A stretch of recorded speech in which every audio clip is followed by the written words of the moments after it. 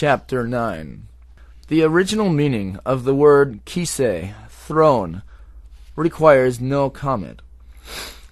Since men of greatness and authority, as for example kings, use the throne as a seat, and the throne thus indicates the rank, dignity, and position of the person for whom it is made, the sanctuary has been styled the throne, inasmuch as it likewise indicates the superiority of him who manifests himself, and causes his light and glory to dwell therein. Compare a glorious throne on high. From the beginning is the place of our sanctuary. Jeremiah 17:12. For the same reason the heavens are called throne, for to the mind of him who observes them with intelligence, they suggest the omnipotence of the being which has called them into existence, regulates their motions, and governs the sublunary world by their beneficial influence, as we read, "Thus saith the Lord, the heavens are my throne, and the earth my footstool." Isaiah 66:1. i.e., they testify to my existence, my essence, and my omnipotence, as the throne testifies to the greatness of him who is worthy to occupy it. This is the idea which true believers should entertain, not, however, that the omnipotent supreme God is supported by any material object, for God is incorporeal, as we shall prove further on. How, then, can he be said to occupy any space or rest on a body? The fact which I wish to point out is this: every place distinguished by the Almighty and chosen to receive his light and splendor, as, for instance, the sanctuary or the heavens, is termed throne, and, taken in a wider sense, as in the passage, "For my hand is upon the throne of God," Exodus 17:16. The throne denotes here the essence and greatness of God.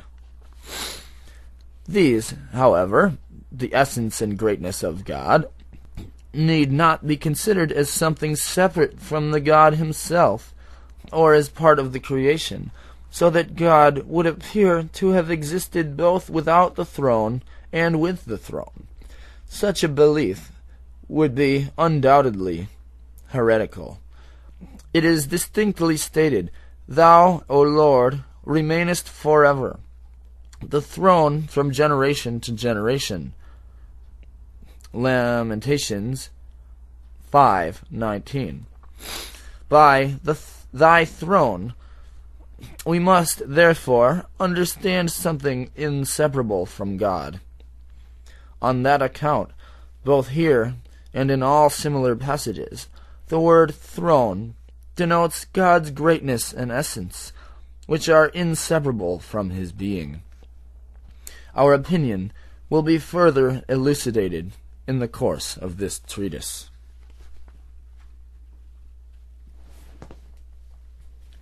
Chapter 10. We have already remarked that when we treat in this work of homonyms, we have not the intention to exhaust the meanings of a word, for this is not a philological treatise. We shall mention no other significations but those which bear on our subject. We shall thus proceed in our treatment of the terms Allah and Yarad. These two words, Allah, he went up, and Yarad, he went down, are Hebrew terms used in the sense of ascending and descending. When a body moves from a higher to a lower place, the verb yarad, to go down, is used. When it moves from a lower to a higher place, Allah, to go up, is applied. These two verbs were afterwards employed with regard to greatness and power. When a man falls from his high position, we say, he has come down, and when he rises in station, he has gone up. Thus the Almighty says, "The stranger that is within thee shall get up above thee very high, and thou shalt come down very low." Deuteronomy 28:43. Again, "The Lord thy God will set thee on high, Elyon, above all nations of the earth." Deuteronomy 28:1. "And the Lord magnified Solomon exceedingly." Lema'alah. 1 Chronicles 29:25. The sages often employ these expressions as, "In holy matters men must ascend ma'alin, and not descend mo'aridin." The two words are also applied to intellectual processes, namely, when we reflect on something beneath ourselves, we are said to go down, and when our attention is raised to a subject above us, we are said to rise. Now, we occupy a lowly position, both in space and rank, in comparison with the heavenly sphere, and the Almighty is most high not in space, but with respect to absolute existence, greatness, and power. When it pleased the Almighty to grant to a human being a certain degree of wisdom or prophetic inspiration, the divine communication thus made to the prophet and the entrance of the divine presence into a certain place is termed Yorida, descending, while the termination of the prophetic communication or the departure of the divine glory from a place is called Aliyah, ascending. The expressions to go up and to go down, when used in reference to God, must be interpreted in this sense. Again, when, in accordance with the divine will, some misfortune befalls a nation or a region of the earth, and when the biblical account of that misfortune is preceded by the statement that the Almighty visited the actions of the people, and that he punished them accordingly, then the prophetic author employs the term to descend, for the man is low and insignificant, that his actions would not be visited, and would not bring punishment on him, were it not for the divine will, as is clearly stated in the Bible. With regard to this idea, "What is man, that thou shouldst remember him? And the Son of Man, that thou shouldst visit him?" Psalms 8, verse 5. The design of the deity is to punish man. The design of the deity to punish man is, therefore, introduced by the verb to descend. Compare, "Go to, let us go down, and there confound their language." Genesis 11:7. "And the Lord came down to see." Genesis 11:5. "I will go down now and see."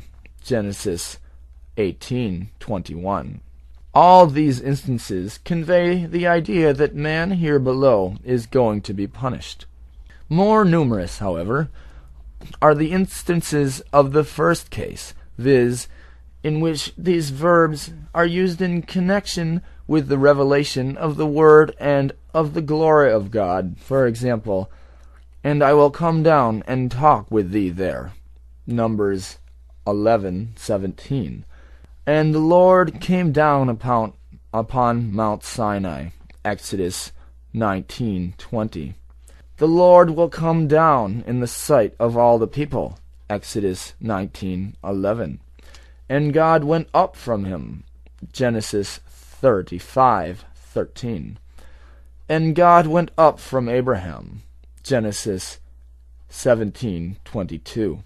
When, on the other hand, it says, "And Moses went up unto God," Exodus 19:3, it must be taken in the third signification of these verbs, in addition to its literal meaning, that Moses also ascended to the top of the mount, upon which a certain material light, the manifestation of God's glory, was visible. But we must not imagine that the Supreme Being occupies a space to which we can ascend, or from which we can descend. He is far from what the ignorant imagine. We will continue, God willing, with chapter 11. Selah.